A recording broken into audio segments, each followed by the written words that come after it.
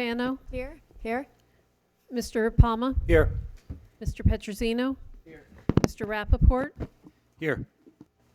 Mrs. Smith, Here. Ms. Zuckerman, Mr. Daughtry, Here. Dr. Modrak, Here. Mr. Bruckhauser, Here. Ms. Patel. Here. Okay, pledge allegiance, please.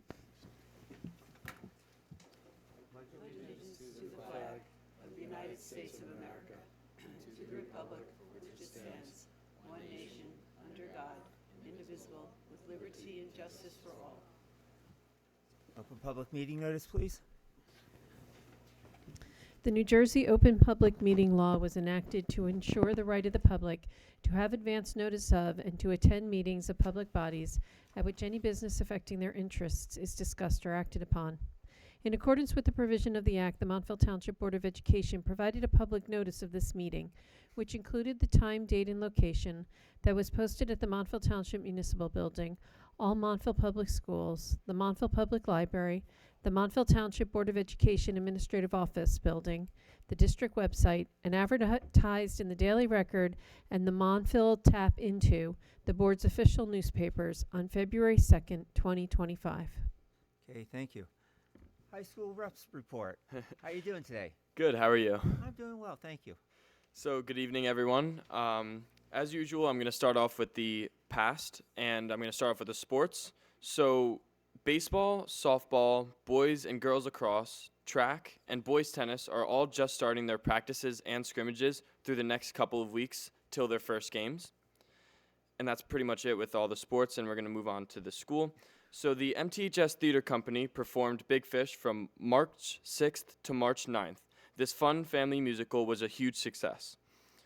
DECA had their state leadership conference competitions in Atlantic City from the 3rd to the 5th. Amy Zhang and Jenny Wang qualified for the National Leadership Conference in Orlando this year. Trevor Pasquale and Sophia Modrak performed a community service paper for the conference and were awarded 2 spots at the National Leadership Conference as well. On March 10th, Key Club joined together to make breakfast bags for the Morristown Homeless Shelter. On March 10th through 12th, FBLA had 77 members attend their state leadership conference in Atlantic City. The following members placed top 4 in their events and qualified for nationals in Anaheim this summer: Antonio Gustaitis, Shireen Syed, Isha Jain, Mana Parikh, Ishan Gokaraju, Shruti Swaminathan, Anisha Mulinti, Amy Zhang, Jenny Wang, Anya Sinha, and Sharvi Khanna. Last week, all juniors took part in the NJGPA testing for both math and reading. And now I'm going to pass it on to Gia. We'll move on to the future now. This Thursday, the AP French students will be taking a field trip to the Met Art Museum in New York. They will also be visiting a French bakery. On March 20th, the counseling department will be holding an event called The Journey Begins for parents and students in the auditorium. It will begin at 7 p.m. Topics covered will include factors in college admissions, standardized testing, the application process, and establishing timelines. Current seniors will also share their experiences about navigating the college admissions process. This event is for current freshmen, sophomores, and juniors. This Friday, March 21st, Key Club will be holding their 43rd annual volleyball marathon. Sign-ups open on Friday, March 7th. This year's theme is superheroes and villains, and each team will choose either to represent. The event will begin at 4:30. Starting April 1st, the entire high school will be participating in the Spring Spirit Week. The themes are, for Tuesday, Pajama Day, Wednesday, USA Day, Thursday, Anything But a Backpack Day, and Friday, Hawaiian Luau Day. At the end of the Spirit Week on Friday will be the Spring Pep Rally. That's all we have for today. Thank you. Okay, thank you very much. And good luck to everyone at DECA and FBLA. So you could tell these students have been doing this for 7 months now. So Ben took every single thing I was going to mention. So great job. Appreciate that. Put me on the spot here. I just want to add that we have Medlick Enrichment. I mentioned that last time. Medlick Enrichment for the spring week that we're off. We're offering that for parents if they want, some kind of services during that week. We also have it for the holiday Eid, which is on March 31st, which we celebrate. So that date is also open for anybody that needs Medlick services. And then this summer, we're going to be offering enrichment programs. And one of them is going to be a school play option for students, along with a lot of other enrichment activities. This stuff will be posted on the website, as well as being sent out through our communication, social posts and things like that. So that's going to be coming out either tomorrow or and the rest of this week. So keep that on your radar. And next, we have all these wonderful people here in the audience. Mr. Connolly, come on up and tell us what great stuff you're doing this year. Good evening. I have a couple of my classes here from International Business Practice Firm. I think this is my third year where I've brought the classes in. And this is a capstone business course that mostly seniors take after taking accounting and marketing during their underclass years. And what they do is they start in September. They spend a month in class learning how to write a resume cover letter. They interview for jobs. They then from a CEO down to social media, finance, accounting, HR, like a typical business.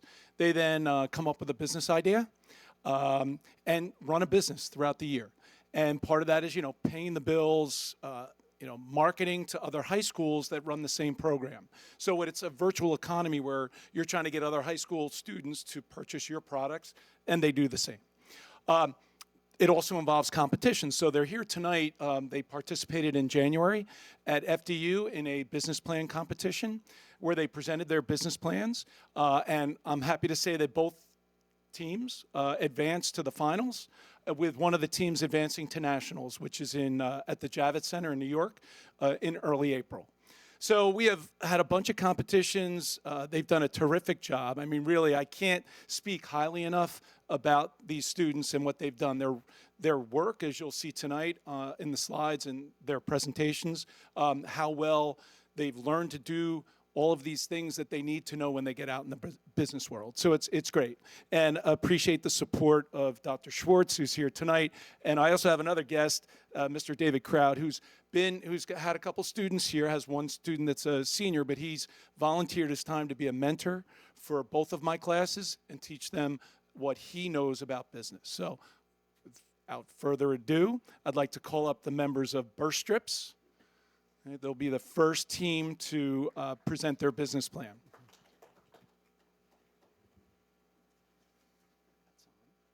This is on. Okay. So you can stand right across.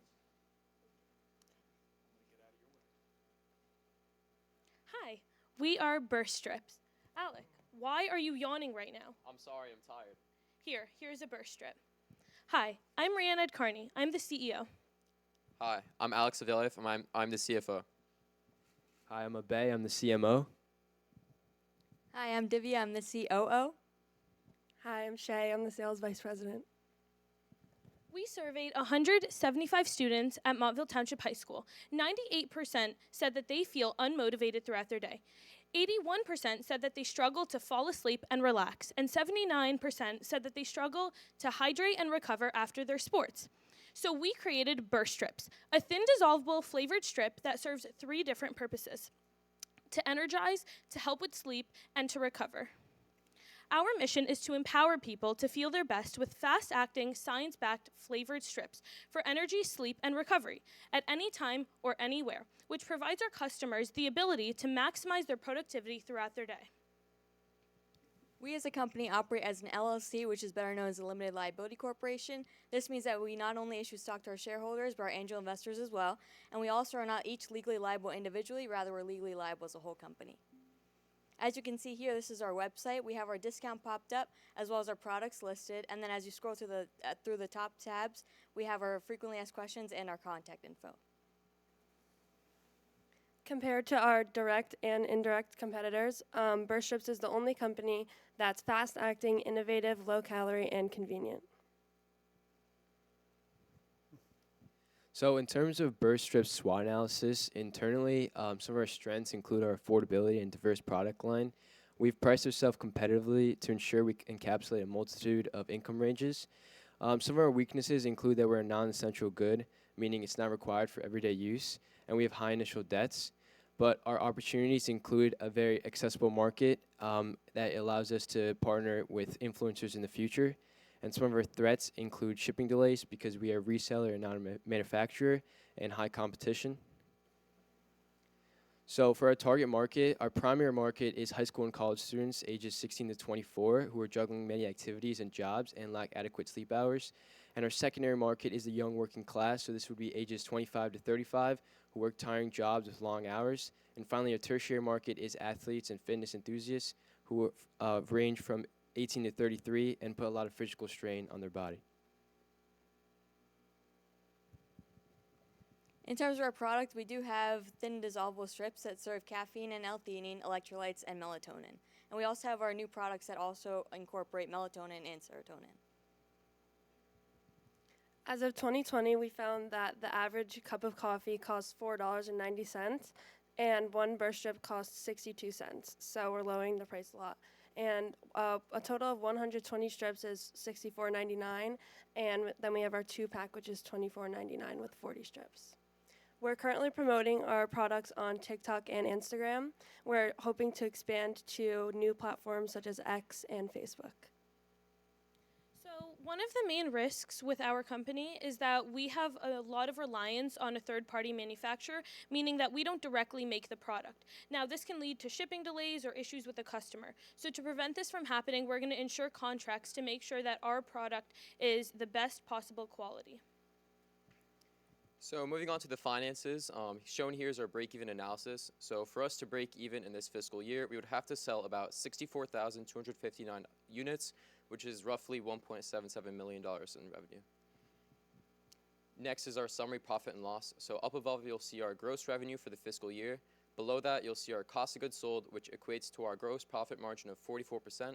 And some values included between those numbers are our gross profit, total operating expenses, and our net loss. Lastly is our company balance sheet. So here's listed our assets, liabilities, and total stockholders' equity. As you can see on the bottom of both tables, our total assets do match our total liabilities and stockholders' equity, with the value being $296,250. Wow, Alec, you seem a lot more energized. So if you guys want a health-conscious, innovative product, please buy burst strips. Thank you. Any questions? Okay, so, yeah. So I'll ask one. Somebody might say, okay, it sounds like an interesting product. Why should we use your product instead of just drinking a Red Bull? Doesn't it accomplish the same thing? So it does, in fact, accomplish the same thing. However, there's a few differences with burst strips. One is that the target market that we are trying to aim towards are students, right?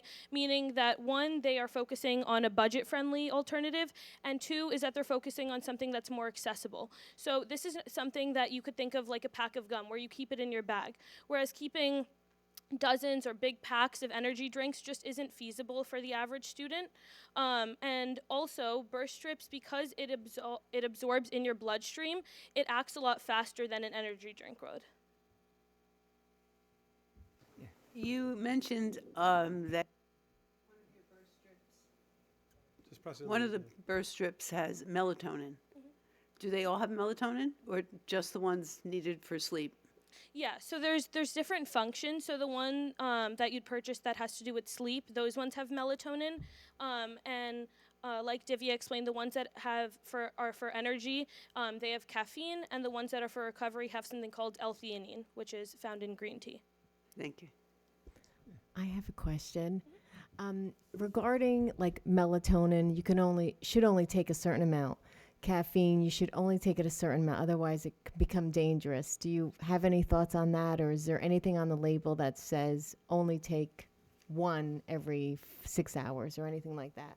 So yeah, on our packaging, we would basically explain not to overdose or take too many of these burst strips.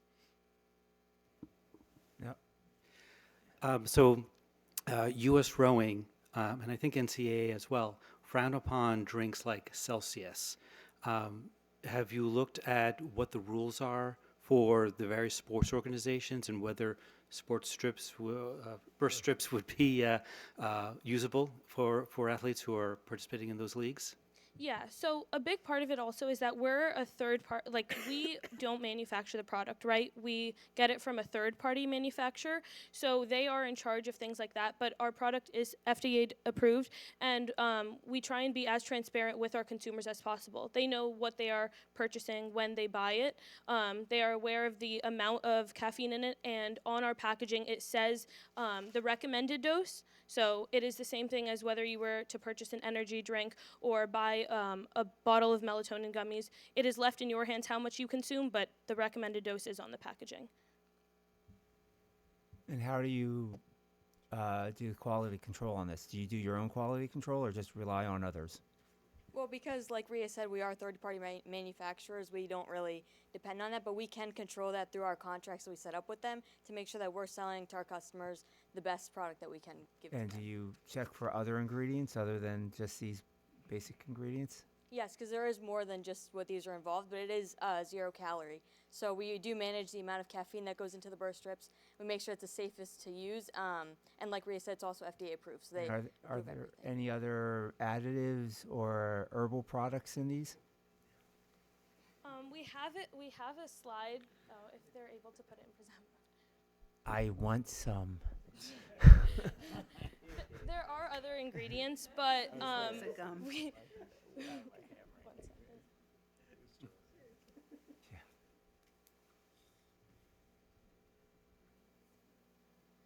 So those are the other ingredients that are on the screen. Plasticizers? Hmm? Okay. Electrolytes are great. Okay. Is your third-party manufacturer in the USA? Yes, I believe so. There we go.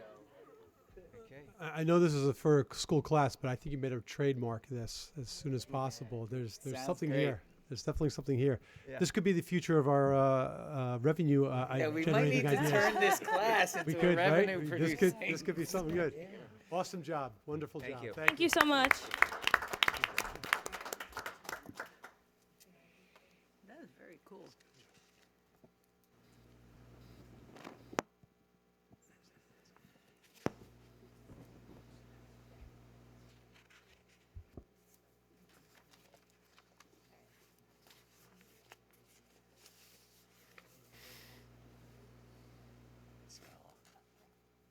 Hi, my name is Shruti Swaminathan. I don't know. Eli, why are you late? Sorry, I'm really tired. I drove this morning, but I got into a minor car crash. Eli, driving drowsy is a serious thing. Have you ever tried Essentials? Hi, my name is Shruti Swaminathan, and I'm the CEO of Essentials. Hi, I'm Eli Rosen. I'm the Chief Operations Officer of Essentials. Hi, I'm Shrikati Controla. I'm the Chief Marketing Officer of Essentials. Essentials was established in Montville, New Jersey in October 2024. We are established as an LLC or limited liability corporation due to the favorable liability protections and the ability to attract unlimited investors. As you can see in this picture, our team consists of 13 employees and 3 departments, which include sales and marketing, HR, operations and technology, and finance and accounting. Have you ever experienced morning fatigue? Well, did you know that it was a silent and deadly killer? While it may not seem this way, morning fatigue can easily lead to drowsy driving. And did you know that drowsy driving is comparable to driving under the influence? While drowsy driving in itself may not seem that serious of a problem, when you realize it's comparable to something this serious, it suddenly starts to seem like a bigger issue. Coffee and energy drinks are some short-term solutions that can be used to alleviate this issue, but they contain caffeine, sugars, and other unhealthy additives that are not plausible for a solution in the long run. To make matters worse, we surveyed 163 high schoolers at Montville Township High School, and we found out that nearly 75% of this population has, at one point, experienced negative side effects from caffeinated products. Our solution? Let me introduce Essentials, naturally energizing air fresheners and candles. Our product line is infused with L-theanine. L-theanine is a natural chemical. It's a stimulant proven to naturally stimulate your body's serotonin production. Serotonin is responsible for regulating your body's mood, your energy, and your alertness levels, meaning that we are offering you a 100% natural solution to stay awake, alert, and just overall energized. Our products currently come in 4 scents, which include rose, lavender, eucalyptus, eucalyptus, and citrus. As for our car fresheners, these devices are electronic and come with a built-in timer, meaning that all you have to do is take your built-in safety guide that comes complimentary with your product, look at the recommended time limit based on your age and demographic, and set your electronic essentials device to the recommended time based on the safety guide. Our smart memory feature means that your essentials device will remember your preferences, so every time you turn on the freshener, it'll automatically be set to the recommended time limit. As for our goals, by March 2025, this month, we wanted to expand our product line into candles and plug-in air fresheners. We initially did start out with just car fresheners, but this month we have expanded into candles. We are in the process of currently expanding to plug-in air fresheners. Now by September 2025, we want to grow Essentials into a leading brand in aromatherapy, making it a known name in households across the country. And by January 2026, we want to make sure we have established at least 10 partnerships with different wellness and fitness centers, establishing Essentials as a safe and health-conscious brand. Moving on to the competitive analysis. Essentials is one of the only companies in the world and in the VE world that offers all of these 4 products. It has L-theanine, it offers as car fresheners, has numerous scent options, and increases alertness, our main goal, compared to Febreze and Little Trees in the real world. And in the industry, we're expected to see almost a $3 billion increase in the total market. So our sales are up to rise. For our target market, we want to primarily target students or people entering the workforce who have a hard time balancing a life between balancing sleep, their extracurricular activities, any internships, job opportunities that they have. And it's practically impossible for them to get the recommended full 8 hours of sleep. And for secondary, parents. Parents are the #1 people that look after their children's safety, and we want to make sure that our product reaches them. And for our tertiary target market, we want to make sure that we get our any people in the truck driving industry or the automobile industry who are spending lots of time on the road and need that special boost of energy to make sure that they can get through the day safely and securely. For our product and pricing, for this we have the air fresheners. The bundle right now we're selling for $84.99, which comes with all 4 scents, and the individual is sold for $24.99. It comes with the packaging and a safety guide recommending users, according to their age, about the amount of L-theanine they should be consuming and time limits for each of their recommended ideas. On the other hand, for our candles that we just recently launched, we have the bundle selling for $139.99 and individually products sold for $39.99. Again, the product comes with packaging and the safety guide. For our placement right now, we're in the VE marketplace, along with a link that connects them to our website, built by our own VE employees. Along with that, it connects them to seeing our products, a little bit more about us, and any deals and special offers that we're offering. As for our promotion, we're right now on Instagram and TikTok, the 2 most popular communication modes for people our age, along with trade shows. Even yesterday, we made $17,000 in a virtual trade show that we held.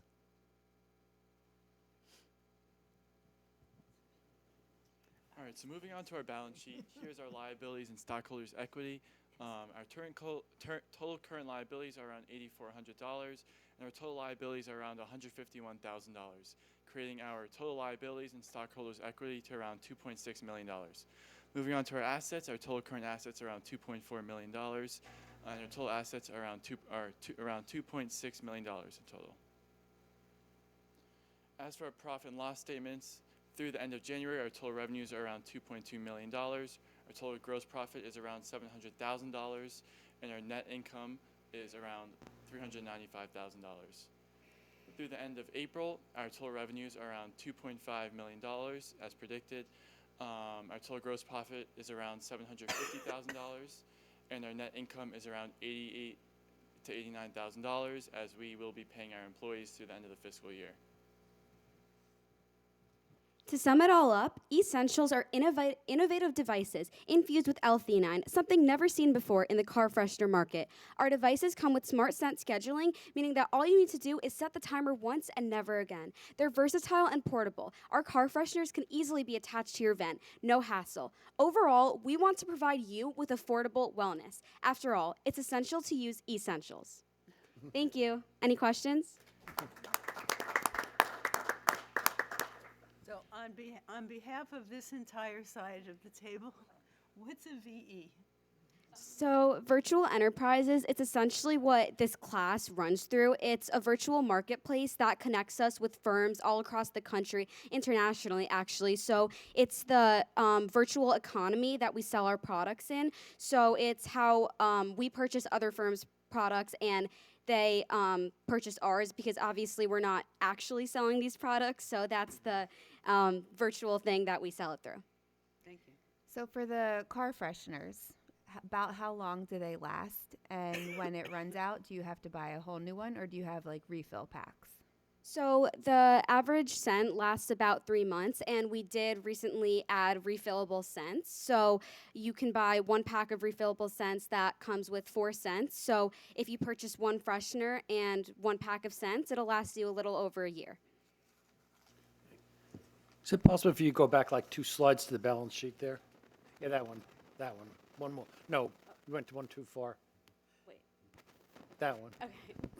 Yeah, I mean, see, through 13125 and through 43025, they look pretty much the same except for one line. That's total operating expenses, where they really ballooned in that this projection through 430. Why the balloon? And in the future, do you expect the number to be closer to the 305 or the 845? Oh yeah, so we believe that we will eventually catch up and get back to this $305,000. We believe that as of now, it's very expensive as a startup company paying our employees. So this is just a very costly thing as of right now. So we expect to get back to around $300,000. Sorry, one more thing.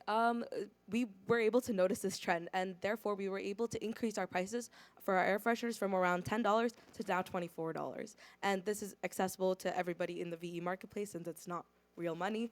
But at the same time, we're able to recuperate for any losses that we were able to foresee for April and any other months going forward. Can I ask you a safety question? So you're releasing this into the air, which means other people who may not fit the demographic that it was programmed for are breathing this in, especially when you think about families, because you mentioned families specifically.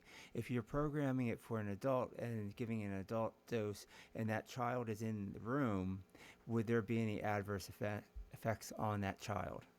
So L-theanine itself isn't dangerous. It's just when your serotonin levels get too high, some people may experience minor side effects, which can include a headache, dizziness, whatever it may be. So to alleviate this, we would recommend on our safety label, we would, of course, have a little bit more description about the adverse effects of L-theanine. We would definitely recommend that if you are in the car with someone younger to reduce the time on your timer, because although it does automatically set every single time you get in the car, you can, of course, manually change it.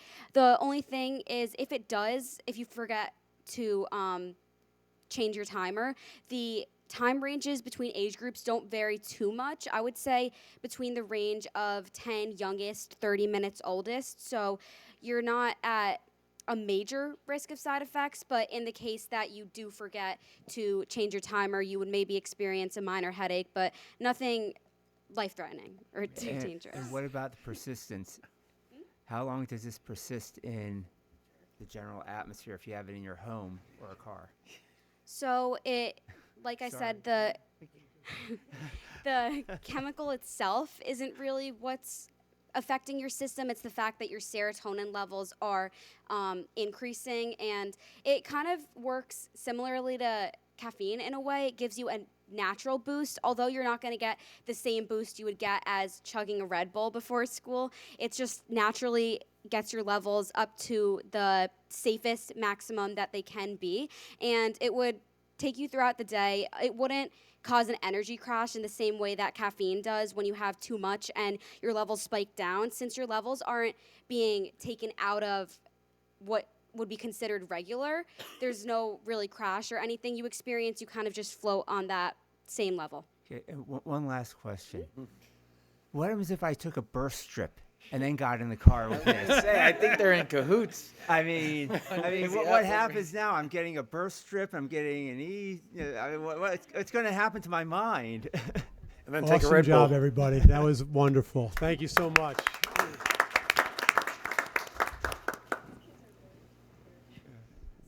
Yeah, It was a very good right. job. They're sending us a signal, right? Yeah. We need to shorten school and start it later. That's what I'm hearing. It's the cell phones. Yes, students, please, big group picture. Yeah. All together is Oh, fine. yeah. All together. All together. Sandy, everybody in there. Yes. It's crowd. No, come on. Come on, get in there. I've had the same gift to devise similar products. They're gonna get sued. Squeeze it in. They go to market. Yeah, and while they're doing this, let me just say, I know Mike probably feels the same way. Mike and I both know so many of these kids and have watched these kids grow up from, just little ones and from kindergarten all the way through. And to see them excelling and doing these kinds of programs and projects is really, really nice. Good job. Good job, guys. Listen, that was an incredible 2 presentations. We appreciate the job you're doing in the classroom for the volunteerism and Sandy's leadership and everything. We know you're going to be successful in college and whatever you pursue afterwards. So obviously this is the foundation and the springboard for the future. So we wish you well in everything you do. So thank you for coming tonight. Thank you for having us. Thank you. And if you want to come back and start an alumni association for us, All right. Moving on from the VE world to the real world, we have Ms. Slunt with our budget, tentative budget for tonight. Our virtual budget. A few months ago, we had the auditors come and we talked about the annual comprehensive financial report, which is the end of our financial cycle. Tonight, we put forth the tentative budget for the 25-26 school year, which is the beginning of the financial cycle. Some high points in terms of the process that we go through. This document, which you all received through a courier, dropping off at them at your homes, begins with the departments and the school's administration, and they provide input as to their needs for the next year. That includes everything from staffing all the way through to new initiatives that they would like to see done in the next school year. Those come in, they are reviewed by us, and basically we're evaluating what we can and cannot afford when we're looking at those documents. From that process, we then wait to see where we are from a state aid point of view. The state increased our aid by a little more than $300,000 and allowed for us to apply for a waiver. That there are certain waivers that we are allowed to apply for that enable us to raise the taxes above the 2% statutory cap. One of them being a waiver for increased enrollment. So due to the increased enrollment that we have been experiencing over the past 18 months, that enabled us to be able to partake in that waiver, and the combination of those two events, an increase in state aid and the ability to participate in that waiver, enabled us to find a balancing point where the revenues that we were able to raise are sufficient for the different expenditures we intend to have. That process of a balanced budget, revenues equaling the expenditures, is a cornerstone to the budgeting process for schools in New Jersey, meaning that that has to occur. Additionally, we have put money aside for capital and maintenance projects that we are going to incur, and we will be making withdrawals from those reserves in order to do work this summer. That work includes the vestibule projects. We had started with 3. We have 4 left, and those 4 would be done this summer. We'll be doing work on some HVAC and boiler work that needs to be done. And then painting, freshening up, hallway lighting, hallway ceilings, projects like that. Collectively, we are very pleased that we were able to bring this in and bring it in balance. You are hearing a lot of districts who are speaking to the fact that they are not able to do that, and as a result, they are cutting staff and cutting programs. We are not in that position at this point, but I will say, as I've said before, that with a 2% cap and costs rising significantly above that 2% number, eventually you can no longer make the two sides balance. One very helpful piece was the decision to participate in a private health insurance provider. That brought us from a 20% increase in health benefits down to a 5% increase, and that's just simply the change in providers. Those types of solutions we continue to seek. We continue to challenge the administration to come up with ways in order to provide better ways to do the same thing, provide the same type of services to the kids, but in a cheaper fashion. But eventually those are going to run out. So this is a very good news type of budget that we're presenting. You have a resolution on the agenda to accept this as our tentative budget. This goes to the county, if you accept it, tomorrow for them to then go through it. And then we will be having our public hearing on the 29th of April, in which we do a full presentation on the budget. I don't know if anybody had any questions. You mentioned health is only going to be 5% increase rather than the 20% increase. That's great. First question is that going to last next year? Will we go up to 20%, or will we go higher than 5%? The arrangement that we made with Horizon when we switched from the state health benefit that was going up by 20% to the plan that we selected, it was an 18-month period where the rates were locked. So that 18 months started in January. It was running from January to June, and then it'll run from July to the following June. At which point then it opens back up, and yes, it is possible that we will have an increase that will be much more than 5%. Okay, so then the follow-up question is what are the top issues that are straining our budget and will strain it in the future? Benefits is definitely one of the biggest ones, because we have no ability to control what those rates come in at. You're talking about 4 different benefit packages: medical, prescription, dental, and vision. Any one of those can rise. I mean, inclusive of this 5% was a 15% raise on the benefits. That one happened to come due for July 1, 2025, or 2025, and as a result, we absorbed that from the savings we created from the Horizon, netting to a 5% raise. Transportation is also a big area that continues to grow, although it has stabilized a lot since the COVID days when it was completely unpredictable, but it's still an area that is increasing. We have a lot of, with the influx of new students coming into the district, there are a lot of additional needs that we're attempting to address. Some of that we did in this particular budget by implementing new types of programs that will hopefully begin to meet those needs in a more innovative way, and try to see if we can save some costs related to that. But certainly the influx of new students has definitely put more pressure on the system. Okay, thank you. Other questions? Yeah. Yeah. See, for additional staffing, I saw elementary part-time music 1/2 for an addition. So just so I'm clear, is this really an addition of a half, or are we basically changing the half to a full, which will then result in the half teacher Lazar being a full teacher? It is affecting Lazar as well. What's happening currently is we have a teacher who spends half of their time at Lazar and half of their time in the elementaries. This would enable that Lazar teacher to spend full time at Lazar, and then we would hire a half-time elementary to meet the needs that we had at the elementary level. Don't we have a half-time elementary music teacher now or not? We do. That is certainly a possibility that that person could go up to full-time. We'll leave that to the administration to decide how they want to package that. Oh, okay, so you might do one full-time or you might do 2 part-times. Exactly. Okay.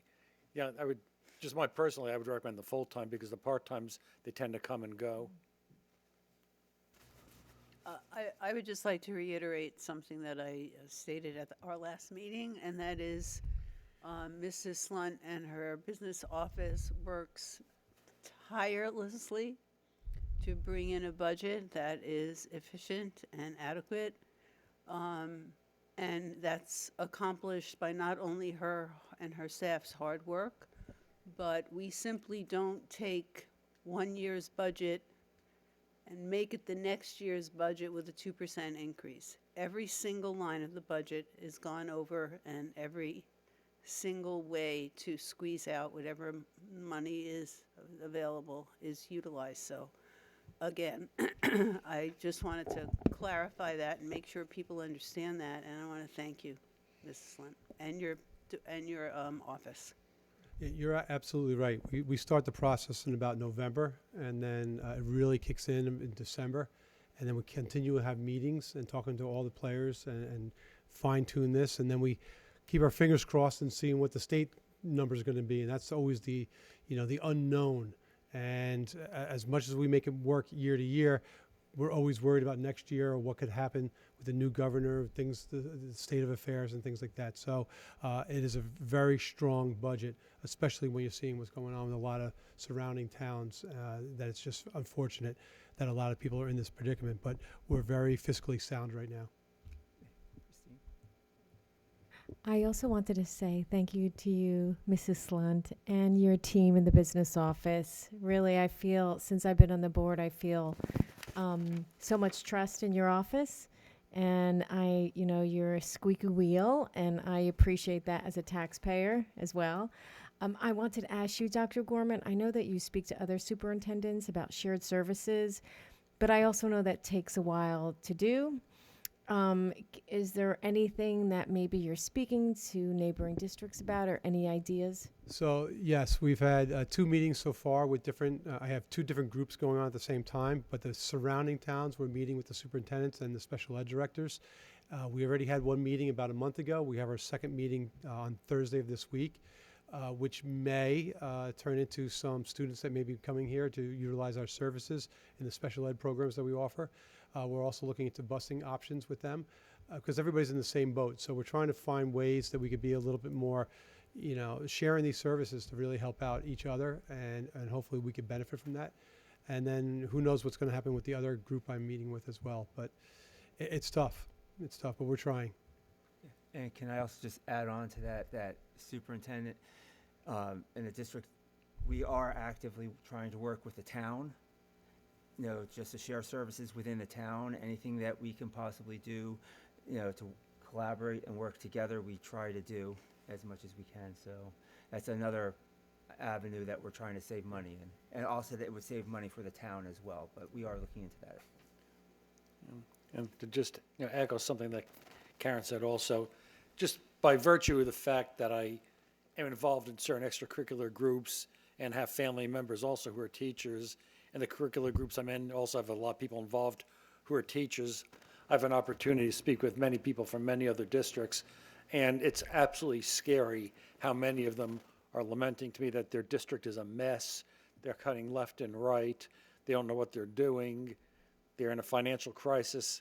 And when they ask how we're doing, we're saying we're actually doing very well right now. And there's a lot of jealousy there. And the balancing act that we do, it really makes us the envy of a lot of different towns. And the fact that we're really one of the few towns around here that's not a mess right now is, I think, just says wonders to the business department and the superintendent. So again, I want to thank both of you for job very, very well done, and for keeping us solvent and in a position where we don't have to inflict pain on our students and staff. You're absolutely right, and I appreciate that. But if you go back several years, it's also a lot of these decisions are made by the board. So boards, do sometimes some quick fixes over the years, and then it always catches up with you. You can't get away from that. So sound decision making over the number of years are putting us in this great position right now. Are there any other questions? No? Okay.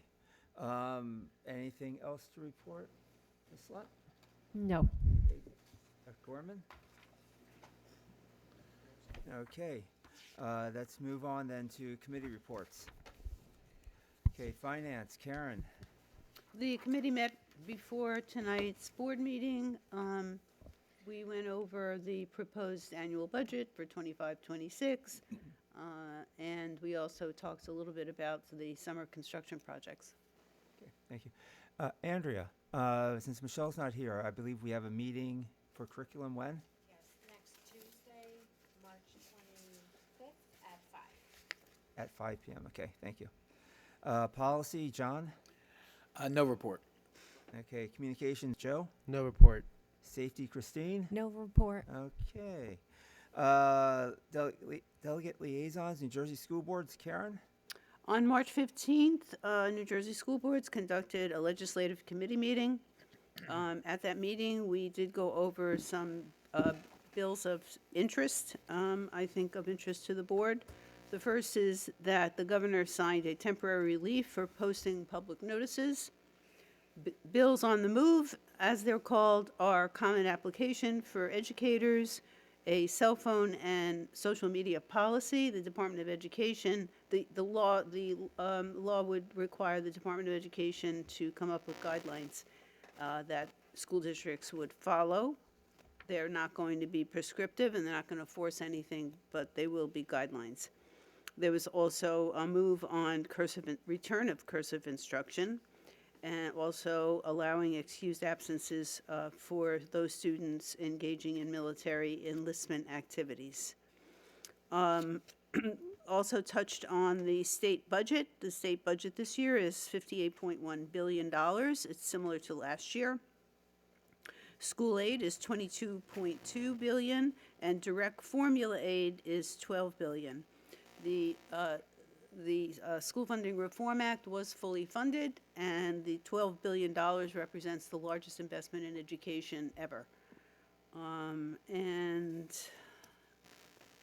Tomorrow is the lead group meeting. I think I've mentioned to the board a few times, this is a group of leaders in educational societies and groups.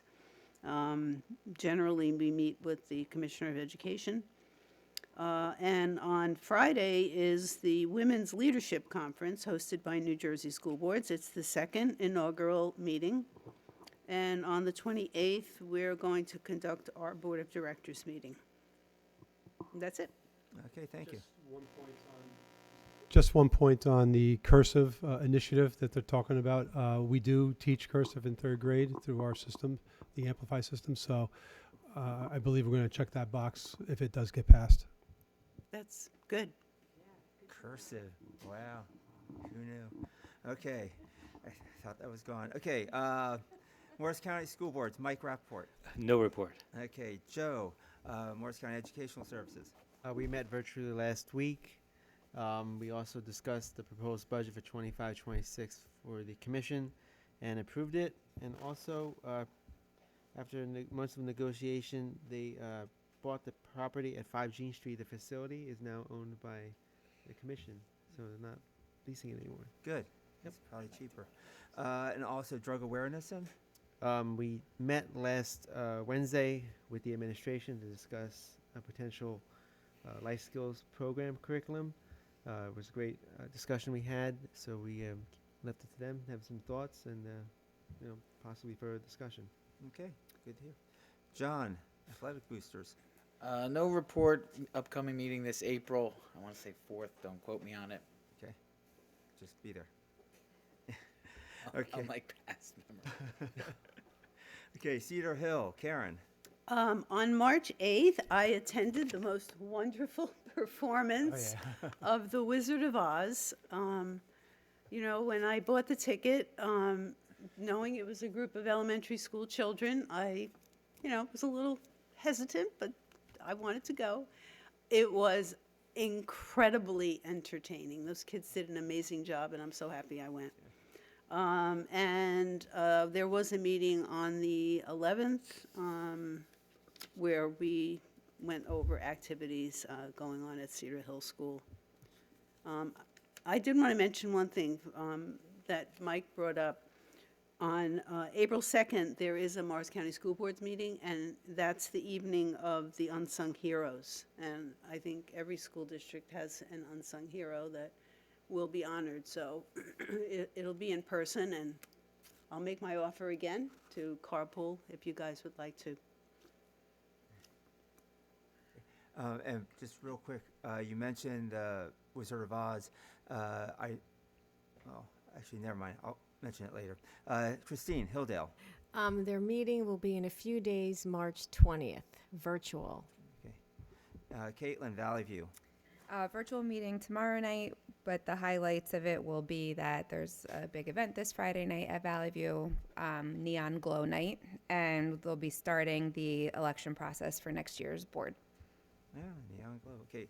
John, William Mason. Same as Valley View, meeting tomorrow night, and stay tuned. No Neon Glow? Not that I'm aware of, Okay. no. Woodmont, Mike Palma. We met virtually on,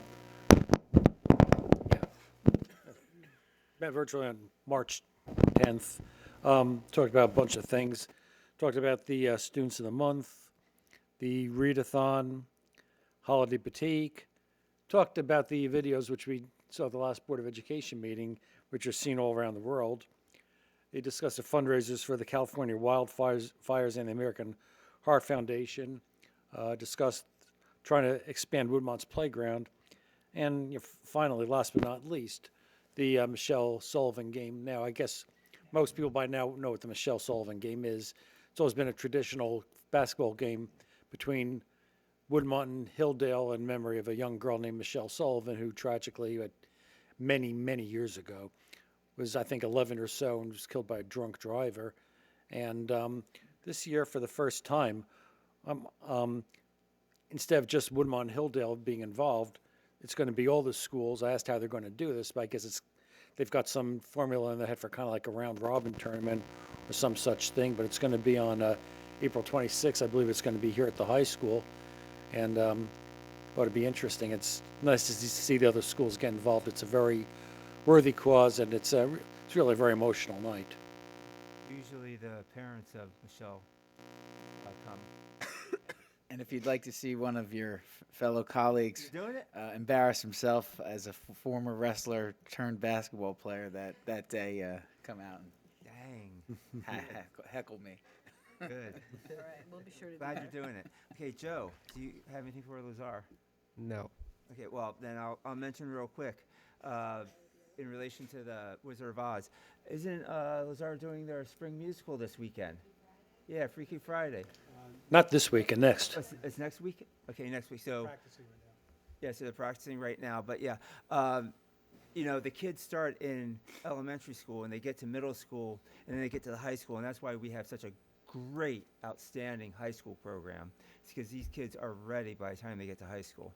So I encourage people to get out there for that one. For the high school, I'll just go through it real quick. So there's a lot going on there. They spoke about a lot of different things. They spoke about what's going on in the school. Some of the things that they're doing include talking about AI practices in their English classes. Obviously, AI is important, so they're talking about good AI practices.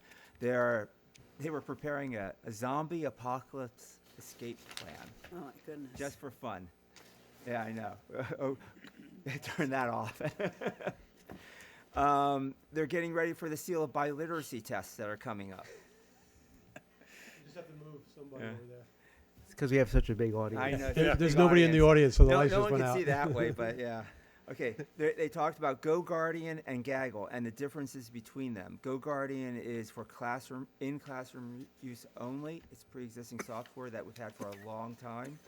Gaggle is the new software that we've discussed repeatedly here. Gaggle. So I don't think we need to go through that again. And then they put out one last request that the PTC board is going to be turning over, as it does at almost all schools. I encourage all parents to volunteer, get involved. You'll be surprised at how much fun it can be to be involved with your local school.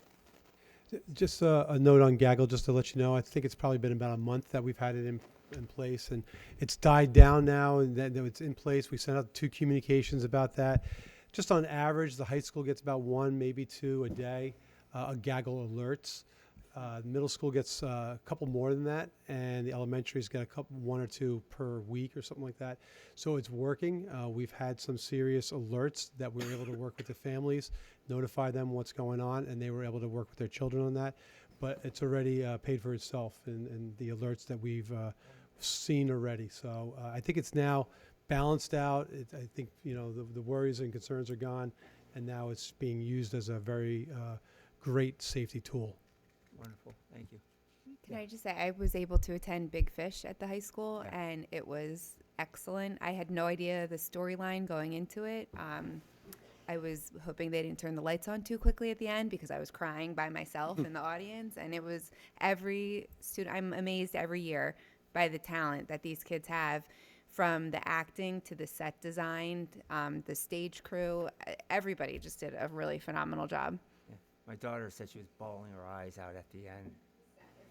Yeah, It is, but yeah, that was sad. And, you know, I knew it was going to be a tremendous production. We have like an embarrassment of riches of the kids, both genders, which is something a lot of schools don't have. And even the inside vocal work is great because we have 2 great vocal music programs, one at the high school and one at the middle school. And I knew it was going to be a great production. I wasn't sure going in if I was actually going to enjoy the play itself. I mean, I didn't have a long run on Broadway. I didn't even run 100 performances. But it turned out that I really did enjoy it, which I guess shows that on Broadway there's a very fine line between a hit and a flop. But it was an absolutely wonderful musical. And, you know, like Mike Scherer said to me once when we were talking about the Lazar program, he said, I wish when I was running the high school program, if I would have killed to have a feeder program like this when I was running it.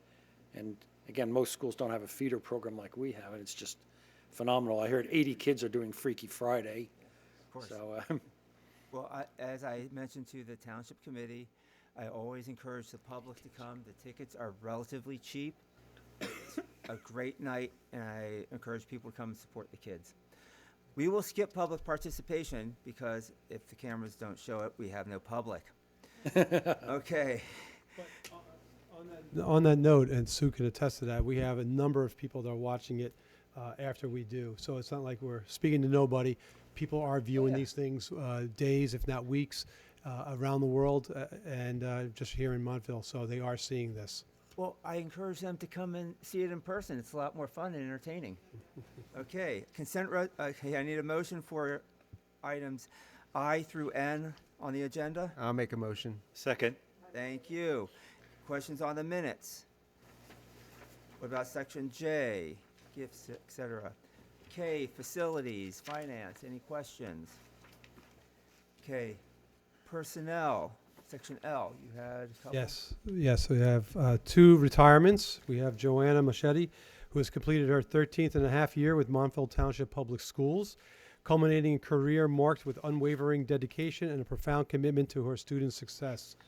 Possessing a master's degree, Ms. Machete has consistently demonstrated a passion for teaching and a genuine concern for the well-being of her students.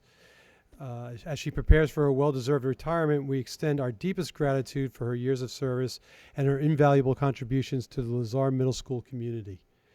We also have Chuck Fisher here at the high school, who's been with the district for approximately 24 years as a special education teacher, primarily in the math department. He has had the privilege of working at both Lazar Middle School and Montville Township High School. In addition to his teaching role, he has dedicated his time to the athletic department as an ice hockey coach and overseeing the high school weight room. In 2009, while he was the coach, the ice hockey team won the Haas Cup. We sincerely thank Chuck for his dedication and service to the students and the families of Montville Township. So we wish them both very much in retirement. And you have And then moving along, we have L15 on the next page. L315, it should say for Amelia McGinnis, the prorated amount should be $1,044.07. Okay, thank you. Any questions on curriculum? Any questions on policies that are listed? Okay, roll call vote, please. Mr. Daughtry, Yes. Mr. Rappaport, Yes. Dr. Cordolino, Yes. Mrs. Fano, Yes, abstain on section I minutes. Mr. Palma, Yes. Mr. Petrozzino, Yes, it's abstain on section I. Mrs. Smith, Yes. Dr. Modrak. Yes, except abstain on section I. Okay, let's see now. Any old business, general board comments? to speak of? Good. We received, Yeah, or general board comments, we can just do it all. Okay, say new, okay, any old business? Some of us went to the Chamber of Commerce dinner on Thursday. Caitlin was there, Dr. Gorman, Michelle Zuckerman, Mike Pisciuto, and I'm missing people. But we honored, Sue over there was, yep, Sue was there, that's right, and her husband. So there was Citizen of the Year, Tony Smith, Business of the Year, Seabreeze, Organization of the Year, Gracie's Army, Public Safety, Chief Andrew Caggiano, Public Service, Kelly Keogh, Good Neighbor, Cafe Club, Silver Service, Sandy Purnell, Gold Service, Toby Cohen, and President's Award, Al Pegnelli.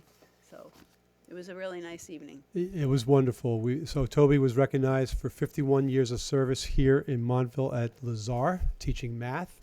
And she had 3 years prior to that in another school in Illinois. So great career by Toby. Was Charlie there? Yes, Was he? Charlie was there. Okay. It's a running joke that Charlie Grau was her math teacher. Yep. Any other old business? Okay, new business, general board comments. new business. I'd like to begin a discussion on middle school sports and a team for our Lazar school. We recently received some feedback from the community that there was interest in a girls' basketball team. That's wonderful, but I think, if we were to offer sports at Lazar in a middle school league, it would have to be a broader approach across multiple sports. As you guys may know, I sit on the executive board of the Montville Broncos, and that organization covers girls basketball, boys basketball, wrestling, football, and both competitive cheer and regular cheer. And that's great, but it's not every sport either. There's a lot of other sports. I know this town also has Montville Baseball and Softball Association, Montville Lacrosse, and I'm probably missing some. And it has rec programs across. Oh, and of course Montville Soccer. I've done a little asking around, and there's been some feedback, positive and negative, from the directors of those various organizations on how they, feel about a middle school team.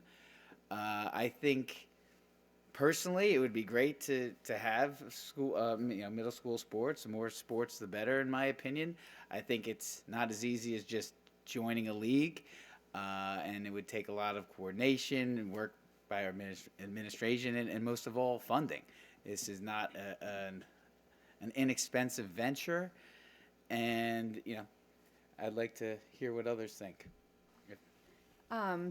When my kids started in the district, I was shocked that we didn't have middle school sports because I grew up playing for my middle school team, and I told my husband, "You're wrong. They definitely have it. What school doesn't have it?" And then turns out he went to school here. He was right. He knew what he was talking about.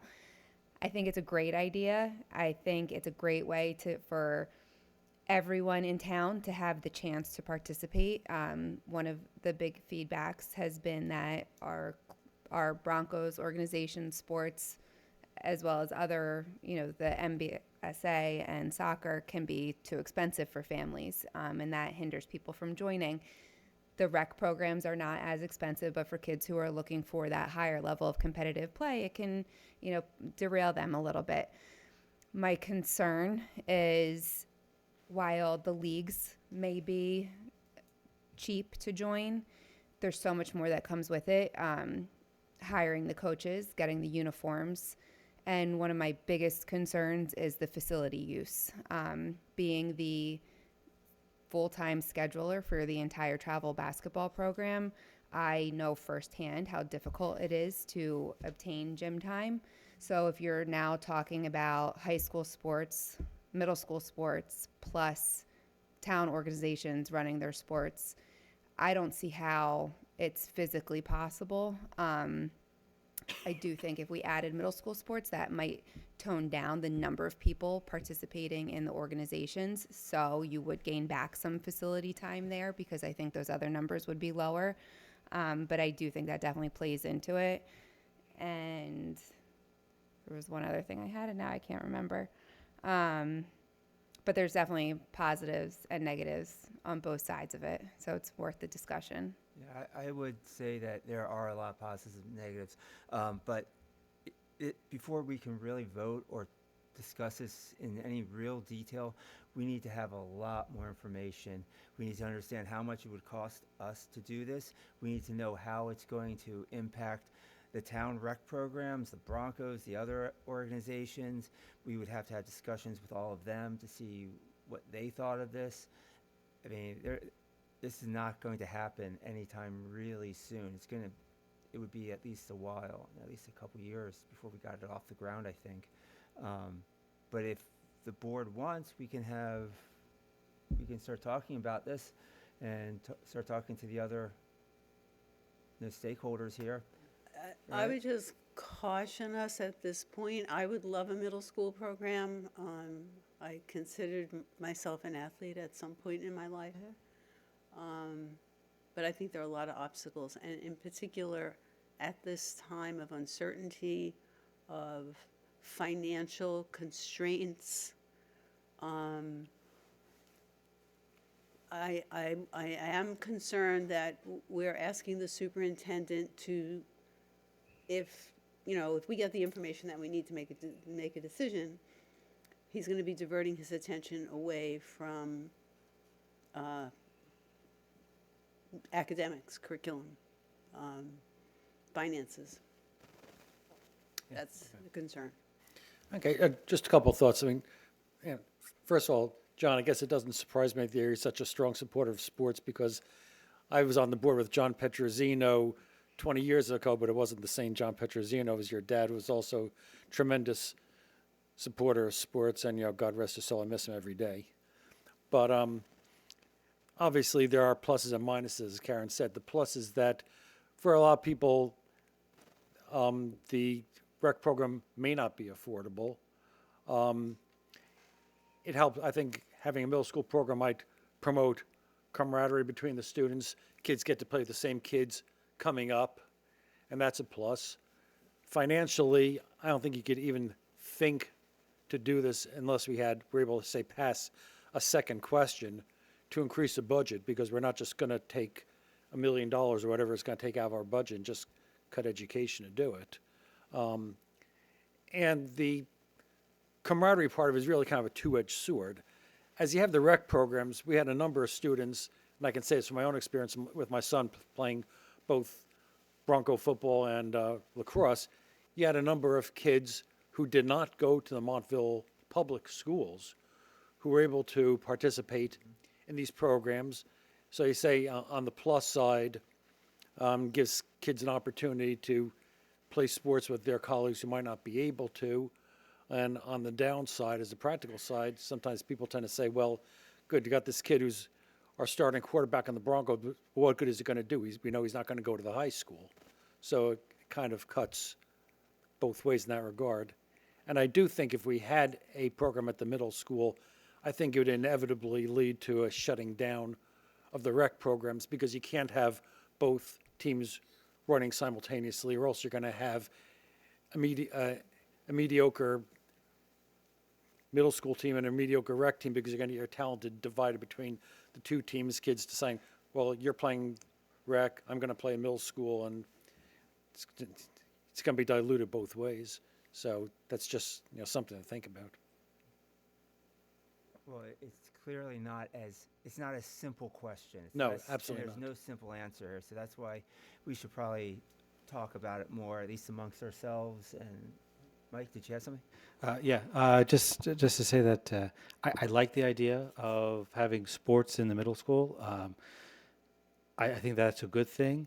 Just as other people have mentioned, and Mrs. Salenta has said that we're getting close to outrunning our 2% cap, and this will be another major expense being added to the budget. So I think it's worthy of investigation, worthy of discussion, not immediate, but over time to see if it's something that can be worked in or if it's just not feasible. And then coming back to the board with recommendations on how they see, how the administration sees that we should proceed with the question. Right. Just from a financial point of view, if we ran as a second question and it passed, that would basically Alleviates them. yeah, year to year, because you'd get that, it would add to our basis, correct? So you'd have that extra budget kind of in perpetuity. Correct. So all you need to do is pass it once, and then it's kind of built in. Yeah, and Correct. And then it also has increases associated with it, and Right. Yes. and there's again a lot more to talk about, but I think for now, unless anyone has any other comments about it. Yeah, I would just add that I think as a Final next word. step, identifying the appropriate sports is key, because we would have to then find coaches, uniform. We could build a budget easier once we know how many sports and what sports they are. It would be a first step if the board even had interest in that, and then I would agree with Mr. Palma's suggestion that it would have to come from a second question, because we wouldn't want to take away from our educational or other extracurricular activities that are currently in place. Without hearing anyone else, I would volunteer to chair a subcommittee to find out some more and report back. I'm not I'd sure I'd like committee is quite okay. ready yet. I think maybe we can just make a few phone calls, talk to your people a little bit more. We need to talk to the different organizations in town. You need to think about just a general ballpark. What are we looking at? And then we can talk a little bit more about it before we actually get down to a subcommittee. Sure.